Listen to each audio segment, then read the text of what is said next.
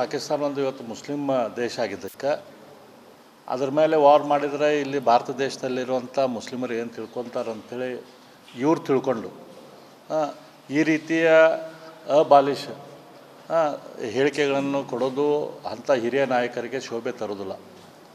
ನಮ್ಮ ಭಾರತ ದೇಶದ ಮುಸಲ್ಮಾನರು ಕೂಡ ಭಾರತದ ಬಗ್ಗೆ ಬೇರೆಯವ್ರಿಗೆ ಎಷ್ಟು ಅವ್ರಿಗೆ ಶ್ರದ್ಧೆ ಐತಿ ಅಷ್ಟು ಶ್ರದ್ಧೆ ಇದ್ದವರು ಸಾಕಷ್ಟು ಭಾಳಷ್ಟು ಜನ ಅದಾರೆ.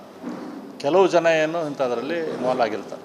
ಹಾಗಾಗಿ ಇವತ್ತು ದೇಶದ ದೃಷ್ಟಿಯಿಂದ ಏನು ಅವಶ್ಯಕತೆ ಐತಿ, ದೇಶದ ದೃಷ್ಟಿಯಿಂದ ಪಾಕಿಸ್ತಾನನ ಮಟ್ಟ ಹಾಕೋದಿತ್ತಂದ್ರೆ ಅದನ್ನು ಮಟ್ಟ ಹಾಕುವಂಥ ಕೆಲಸ ಮಾಡಬೇಕಾಗ್ತದೆ. ಅದನ್ನು ಏನು ಸರಿ ಏನು ತಪ್ಪು ಅದನ್ನು ನಮ್ಮ ಪ್ರಧಾನ ಮಂತ್ರಿಗಳು ಸಮರ್ಥರಿದ್ದಾರೆ, ದಕ್ಷರಿದ್ದಾರೆ, ಚಾಣಾಕ್ಷರಿದ್ದಾರೆ, ಅವರು ಆ ಕೆಲಸವನ್ನು ಮಾಡ್ತಾರೆ.